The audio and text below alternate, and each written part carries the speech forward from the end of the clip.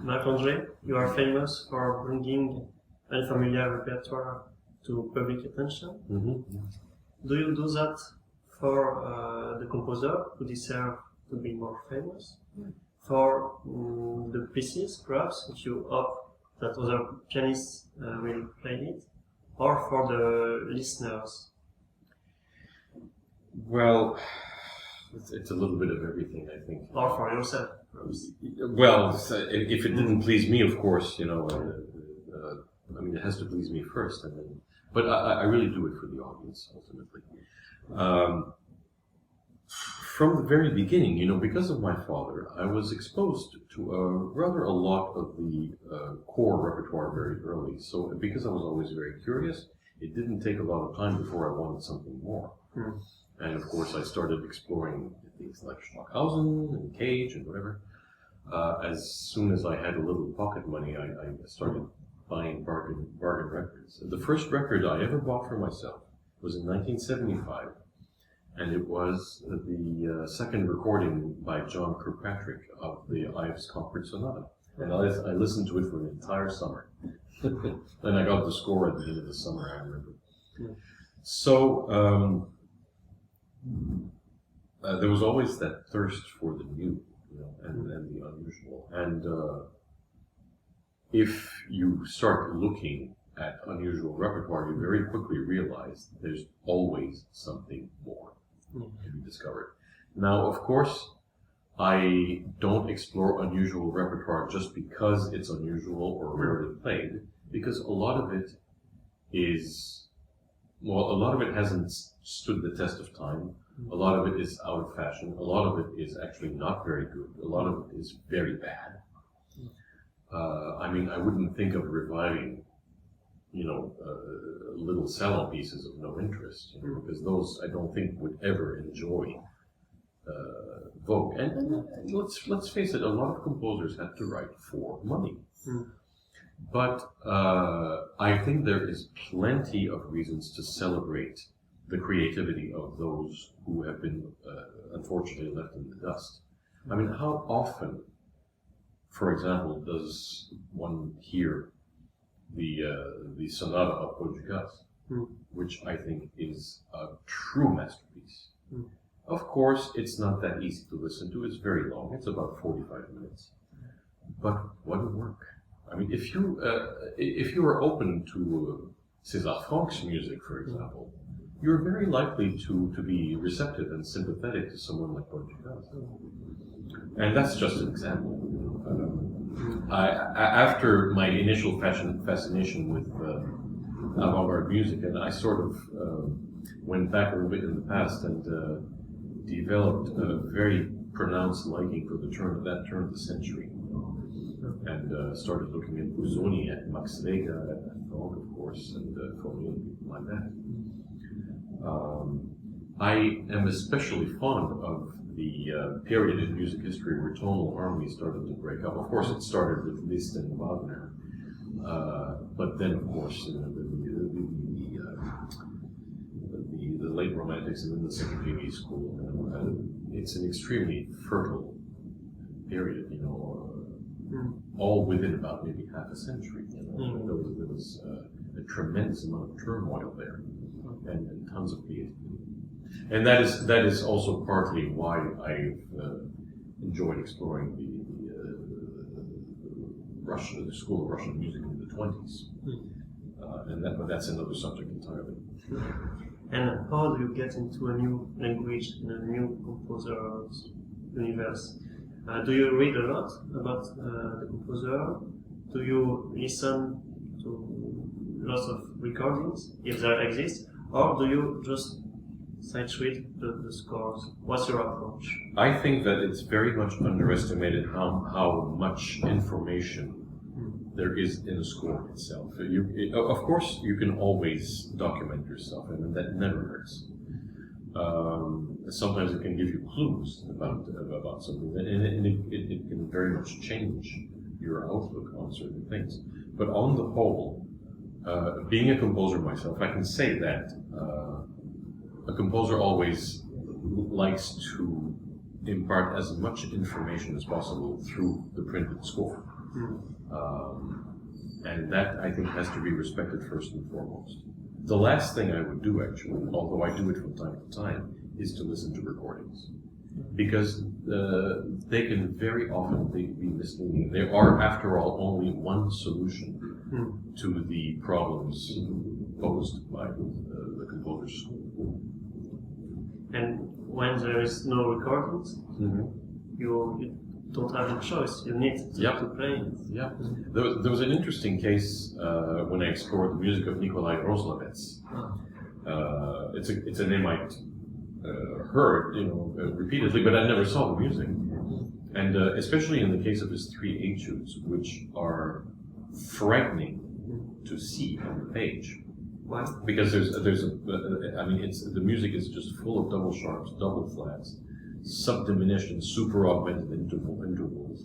And for someone like me with perfect pitch, it's incredibly confusing.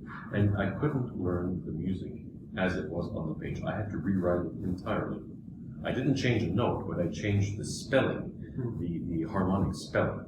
So instead of a B double flat, I wrote an A, for example, an A natural, and so on.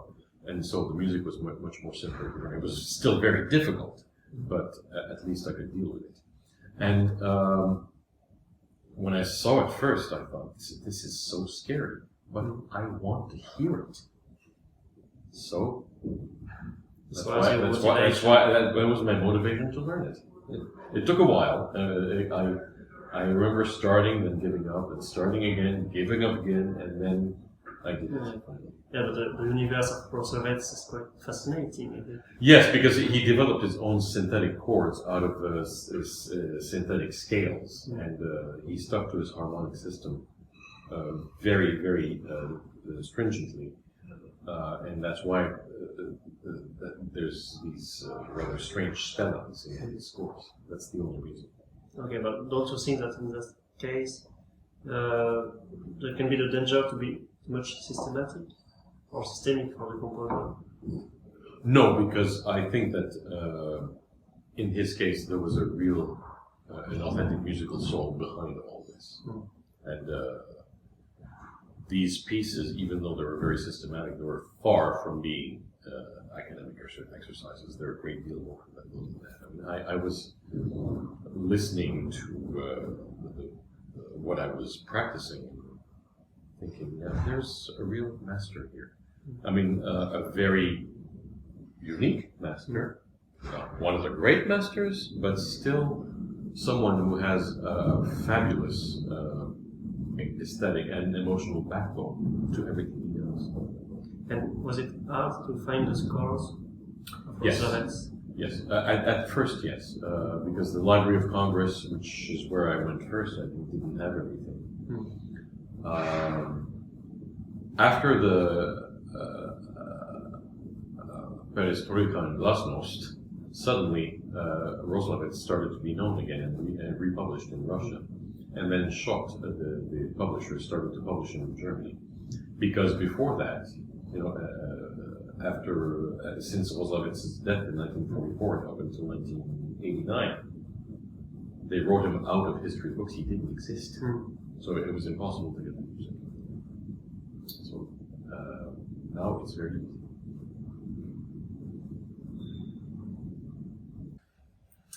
So when you play some repertoire that has never been recorded, you have a huge responsibility. And so how do you deal with this responsibility, and do you feel it? Well, you have to deal with your own intuition. Your intuition has to be strong enough, of course, to carry the music along. But I would like to think that any composer worth his salt will have given you enough information, not only concretely but also between the lines, for any interpreter to realize an adequate vision of the piece, and that's what I try to do. Okay. And I imagine you are a fantastic sight reader. No, I don't know, but what percentage of all the piece your sight read will get into your repertoire? Comparatively little, I think. Very often, when I look at music, I'm not near a piano. But because I have perfect pitch, I don't need to, because I can hear most of it. Oh. And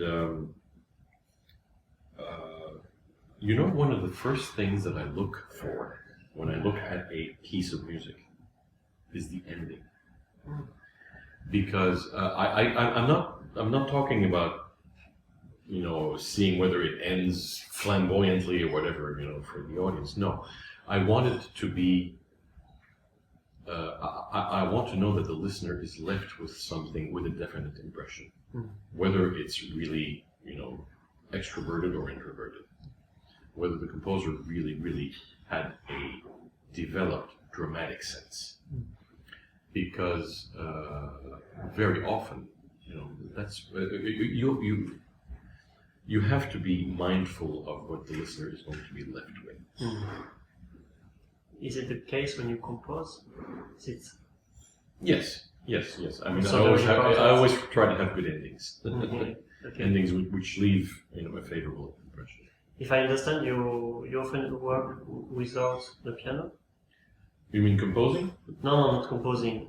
When you for the repertoire. Yes. Well, I think it helps tremendously to look at scores in outside of the piano, because you can see so much more, and everything becomes a lot clearer, because you are free from the actual action of playing the piano, and you can concentrate more on the music, and you start to see a whole bunch of details that had escaped you before.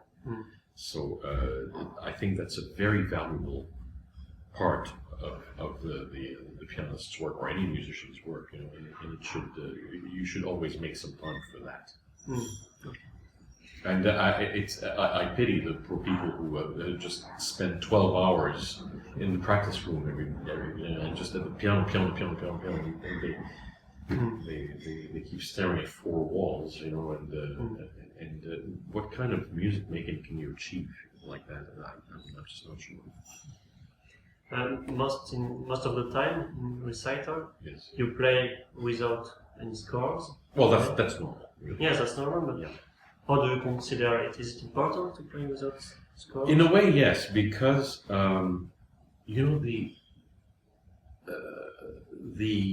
the recital experience to me is a one-on-one communication between me and the audience, and I really consider it an offering.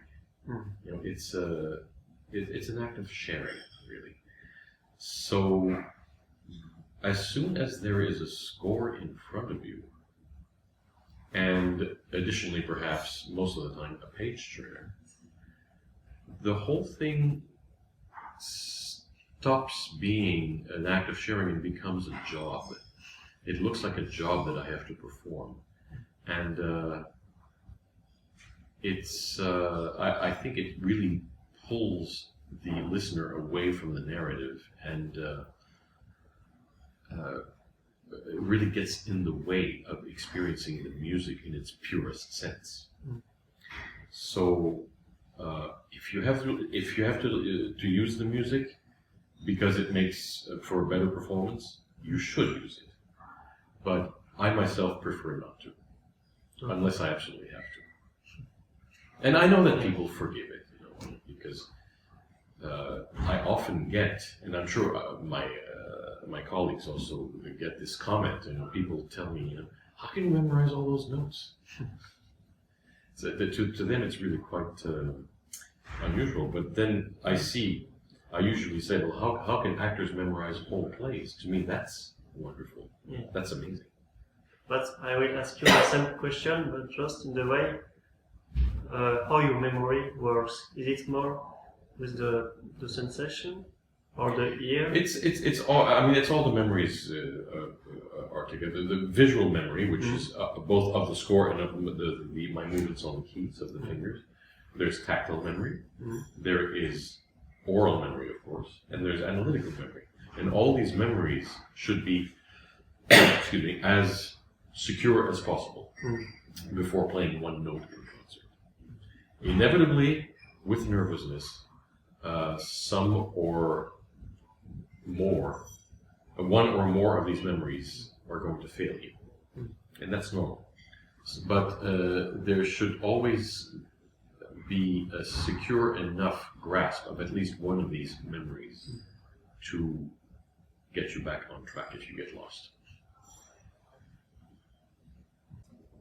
Marc-André, do you always play in concert what you record, or are there some pieces that are too demanding to play in concert? It's not a question of being demanding, it's just that some of what I've recorded I really wanted to do for CD, and I wasn't necessarily intending or needing to play them in concert. The one obvious example, actually, is that early on with the Hyperion Records, I did a CD of the music of Percy Grainger, and I always thought it was very interesting music. I discovered it when I was still very young, again thanks to my dad, and it was one of the earliest things that Hyperion asked me to do. But the problem with Percy Grainger's music is that it's not very much in fashion these days. It was much more palatable, I think, when he was young, and he played it many times, of course, all the time. But this kind of thing now is considered light music.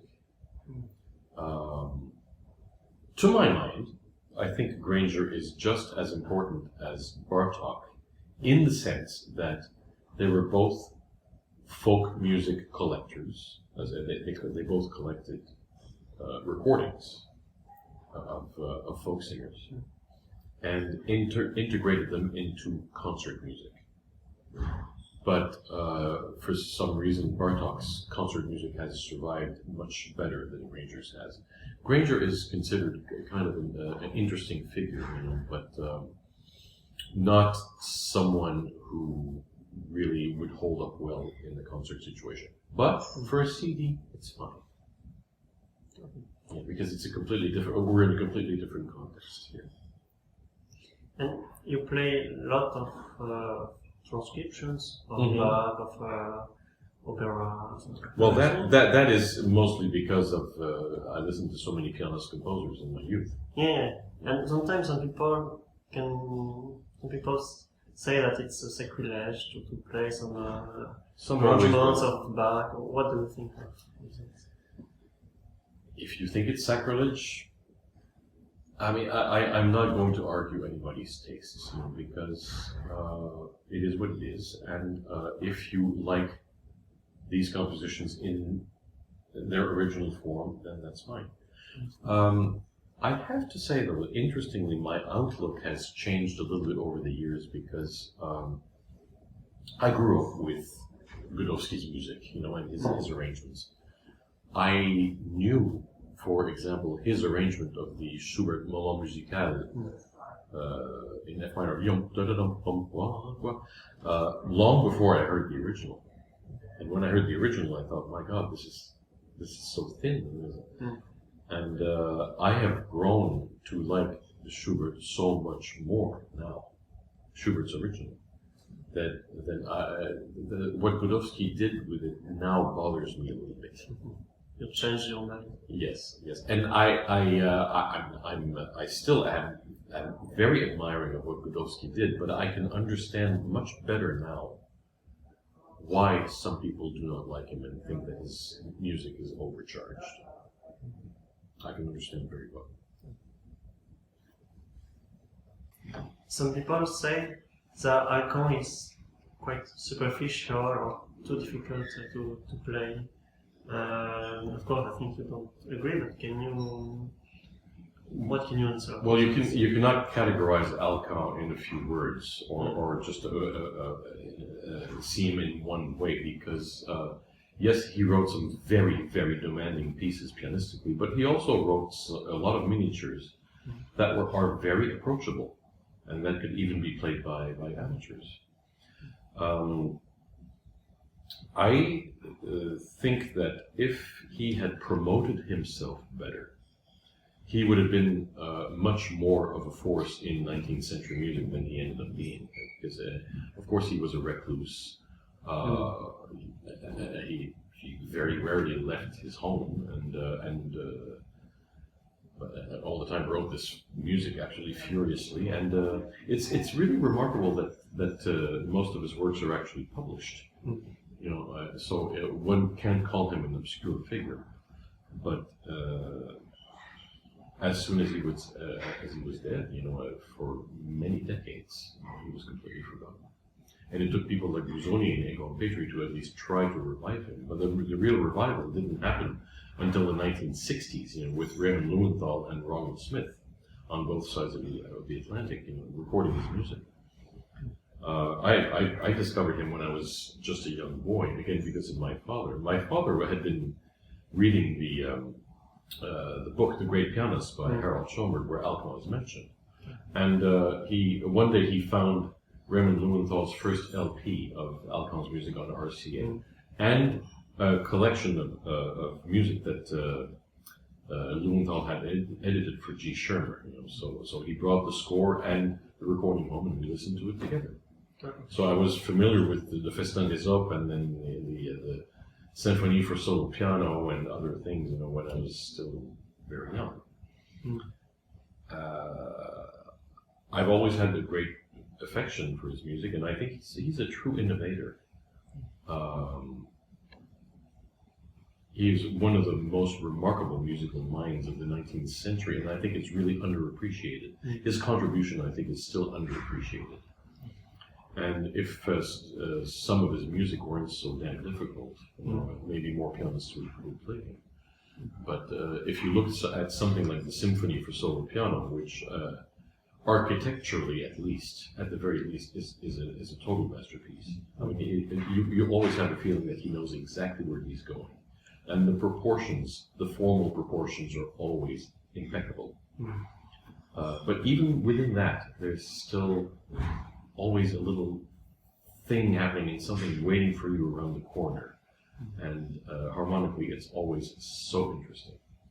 So he is so much more interesting than many, many other 19th century composers that I can think of. And fortunately, now he is getting his due, because more pianists are performing. And when you recorded the Godowski studies on Chopin, Chopin studies, did there exist other recordings of that? Well, yes. Before I recorded the complete set, there were already 3 complete sets by 2 different pianists. One of them actually recorded the set twice, and so it wasn't anything new. And those people who think that I only record things that I haven't recorded, that hadn't been recorded before, it's not true at all, because very often these things were recorded before. There was at least one recording. But if you have another recording, it's just a way to give these pieces a new life. And the way that I found out about these pieces was very interesting, and it relates to what I just said about Alkan, about discovering Alkan. Around 68 or 69, the publishing house of Robert Lienau in Germany announced that they were reprinting the Chopin-Godowski studies in 5 volumes. And somebody alerted my father to this, and immediately he wanted a set, because again, he'd been reading about Godowski in Harold Schoenberg's book, The Great Pianist. So he ordered a set, and I remember, by then, you know, because of my dad, I was familiar with the Chopin etudes, you know, and also because of the Cortot recording that was often playing in the house. But I also knew the scores from looking at them. I've always been very visual. So when the Godowski scores arrived, you know, we sat down and looked at them together, and we were just astonished at what we were seeing. It was a little bit like if the original etudes had exploded on the page, revealing all kinds of hidden things, and it's like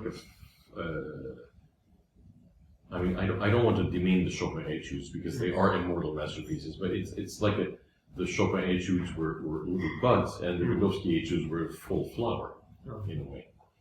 That may be a bad comparison, but I think you see what I mean. Yeah. It's just a further development, with a lot of arresting features along the way.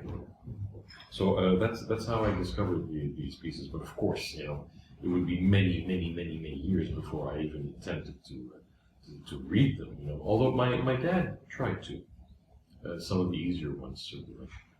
And back then there weren't a lot of recordings of these on the market or being made at all. David Saberton's recordings were not really commonly available. They would only be reissued in the late 70s, I think, by a label called Desmar. And I discovered these when the books arrived, that I was about the same age as when we discovered Alcon. I was maybe 7 or 8 years old. So it's quite something for a young boy to be exposed to. After only maybe a couple of years of piano lessons, to be able to see that. Marc-André, you recorded lots of Medtner music. Yes. And could you describe his poetic universe? Oh, it's a universe which may take a while to get to, because it is not perhaps as immediately lyrical as someone like Rachmaninoff, for example. And he's very often compared to Rachmaninoff, very often unfavorably. But if you get to know him and you persevere, it's going to be a little bit like a drug, and you won't be able to get rid of him, because he is so unbelievably sincere. And I think that's what I appreciate most about him. What's the sincere mean?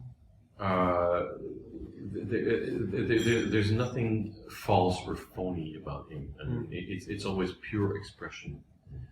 And it's not naive. It's not naive at all. It's just a knowing kind of beautiful lyricism and a desire to reach the listener and to tell a story. And I know that the Sonata Night Wind Opus 25 is number 2. very close to your heart. Yes, I mean, he wrote 14 sonatas, and I recorded them all, and astonishingly, I was the first one to record all of them in one place. I thought some Russian pianists would have done it before I did, but it wasn't what happened. But yes, the Night Wind Sonata in E minor is an absolutely masterful construction. It's continuous, but it's in 2 movements, really. It's in 2 connected movements. And it's related to a poem by Tuchev, which I can't recite here because I don't remember all of it. But it is based on a certain number of themes and motifs. And it's pretty much always constantly going. I mean, there is a quieter interlude in the middle between the 2 movements, but it's very dense, very charged, and it's always going headlong. I am in great admiration of this piece for compositional reasons, at least, because I think that any composer should look at this piece to learn about thematic and motivic development. The way that he handles his material, he really has an iron grip on it and uses it constantly. I mean, it's always present. And his facility for counterpoint, his mastership of architecture. I remember once I had laid it aside for some years, and then I relearned it, and I was memorizing it. And at every page, I wanted to go like this. I was venerating this piece.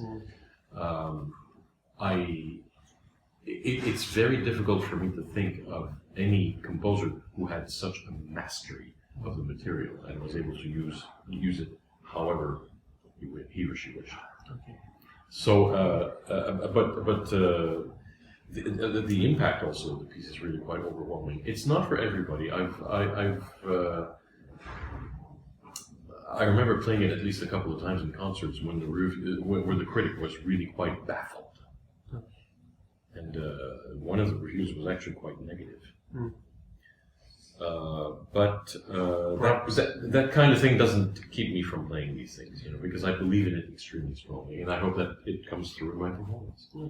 And do you think one time will come for his music to be more famous, more accepted? If you consider the number of recordings on the market, I think it already has. There was a watershed event in the history of his music, and that Dover Publications reprinted all of the sonatas in 2 volumes. I think it was in 1997, a little bit before my recording actually came out, and that was great because suddenly you could in the West. It happened in Russia, of course, but in the West you could suddenly find all of the sonatas in one place. And that was very important, and it was a very good edition.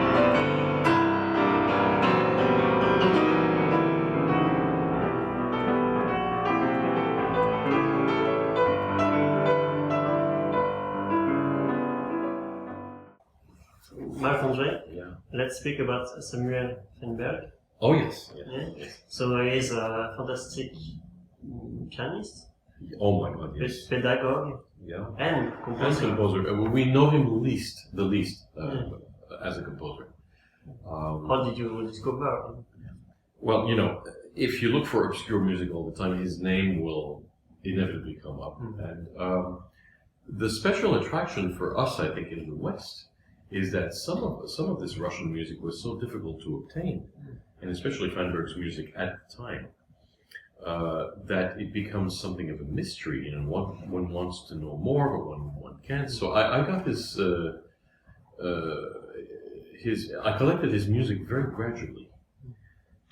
I remember that I got the first few scores in the 80s. I mean, I photocopied them from a library in Philadelphia, which had a few.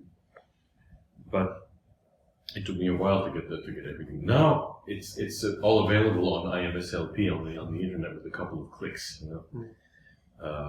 because he's out of copyright now, at least in one part of the world. So that's what makes it possible. But for the whole of the 20th century, we just couldn't get the music.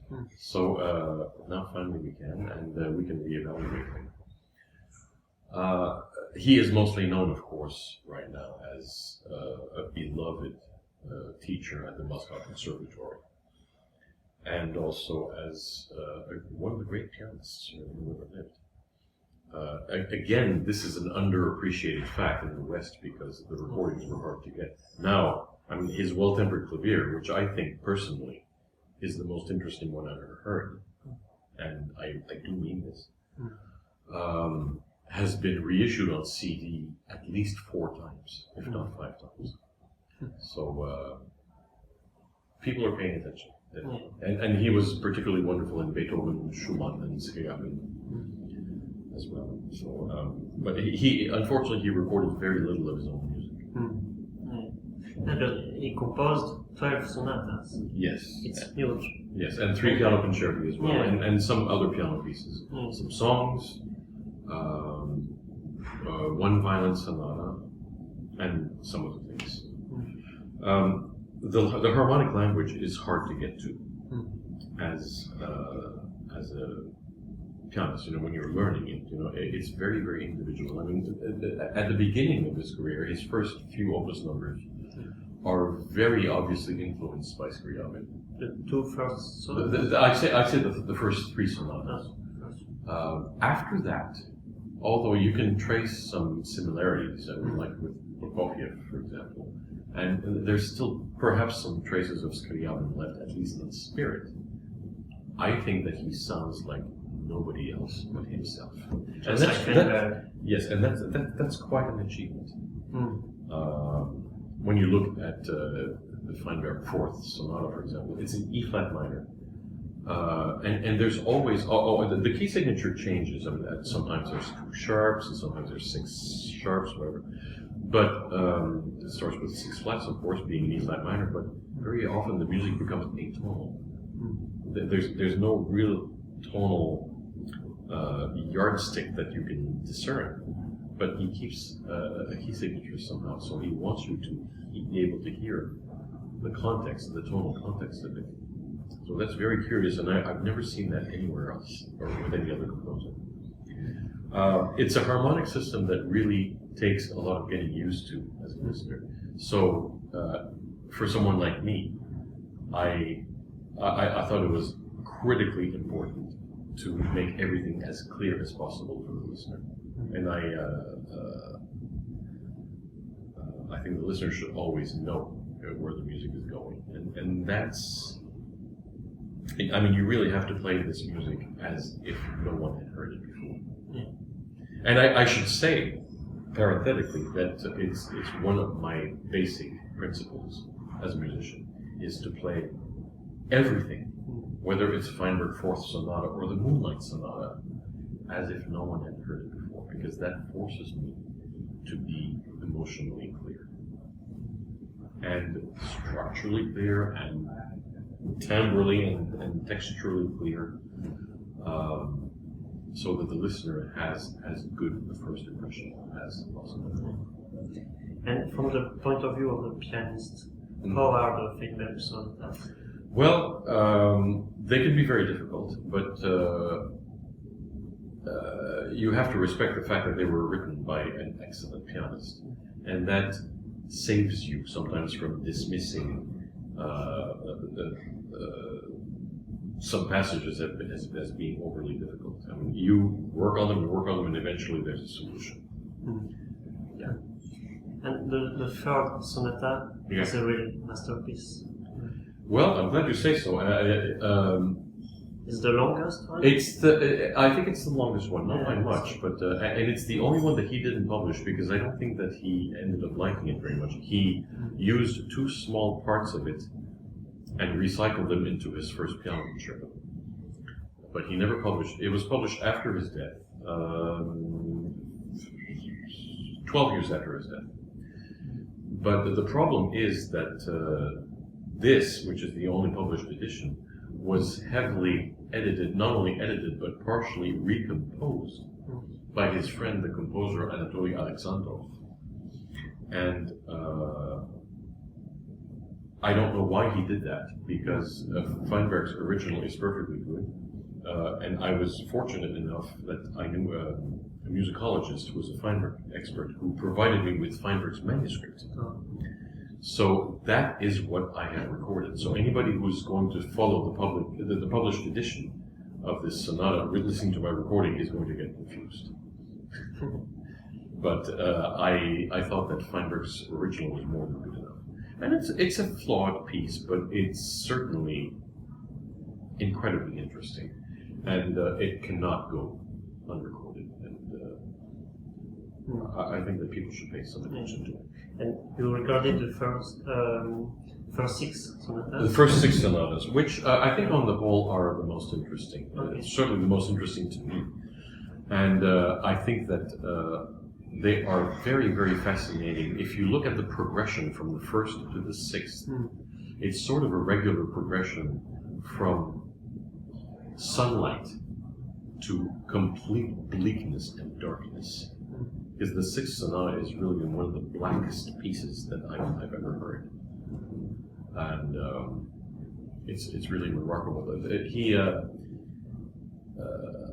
He played himself his sixth sonata in Venice, and really created a sensation. It was in the Teatro Felice, if I'm not mistaken, and people really paid attention. And how? If you can explain this change from the first to the sixth sonata?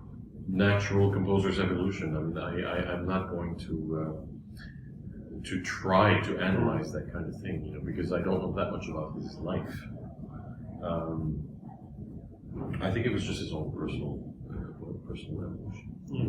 And why the last six sonatas are less interesting, perhaps? Well, the seventh and eighth are still quite tonally and harmonically involved and rather complex.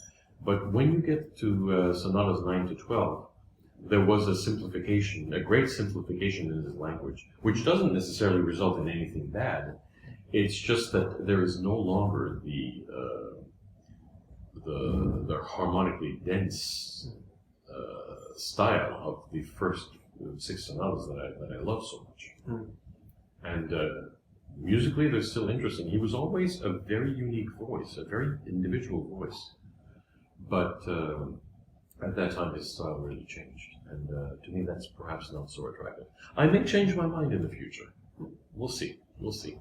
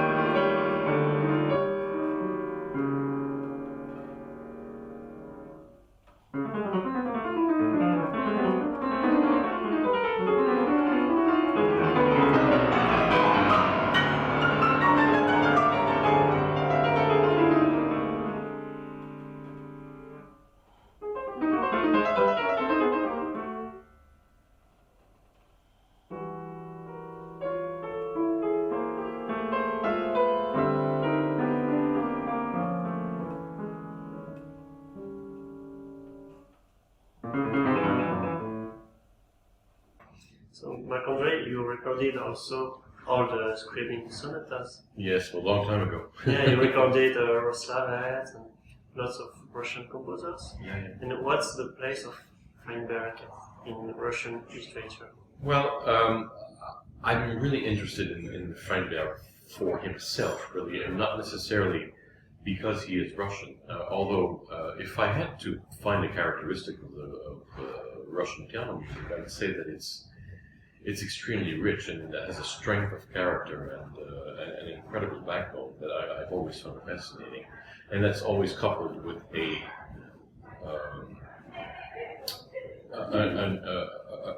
really fascinating exploitation of the piano as an instrument, which you find very, very seldom anywhere else. It's very hard to pinpoint exactly what I like so much about some of these Russian composers, but that's certainly some of the characteristics. And with Feinberg, as I've said before, that added to that, all that, is the incredible harmonic world and emotional world, of course, of his music, which is really quite unique in many ways. So unique in which way? Well, because there's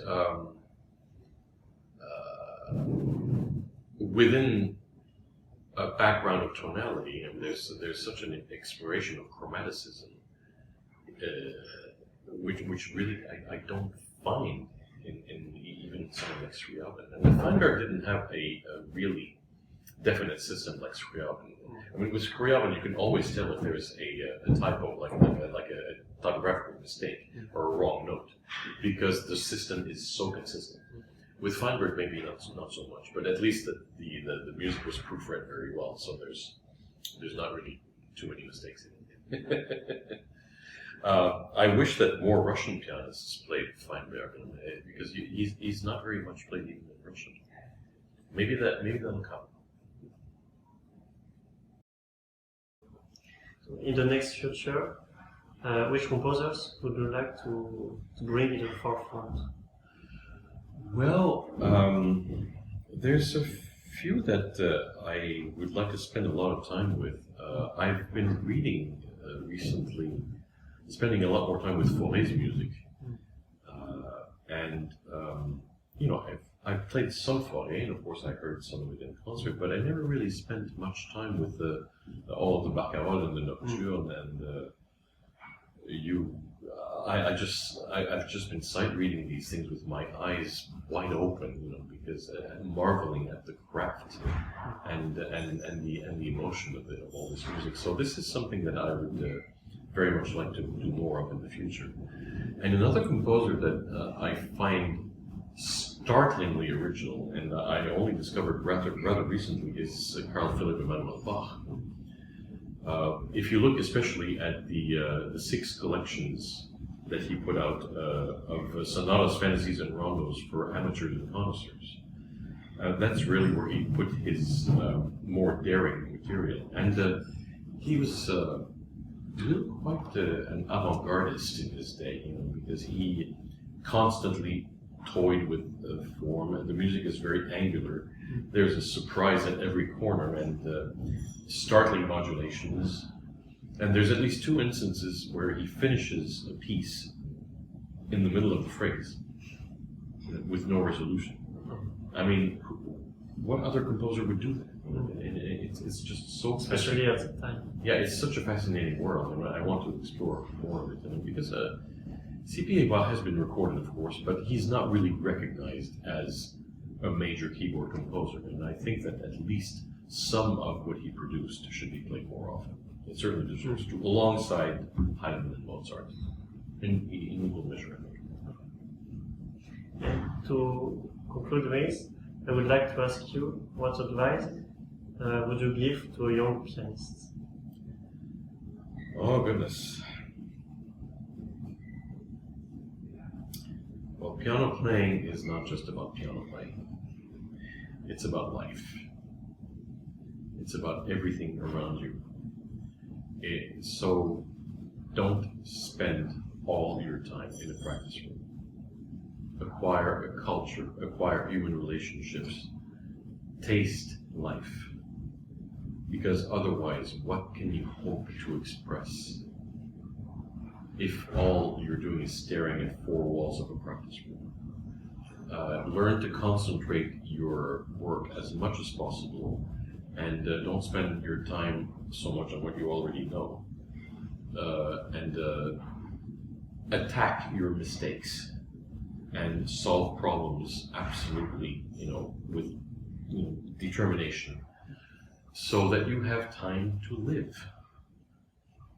Because I take inspiration from anything that's around me, as I've said before, and acquire culture, play another instrument, sing, read, write, try all of these things, compose. The more well-rounded you are, the better a chance you have of being relevant as an artist. Thank you a lot for this conversation. It's my pleasure. For the My pleasure.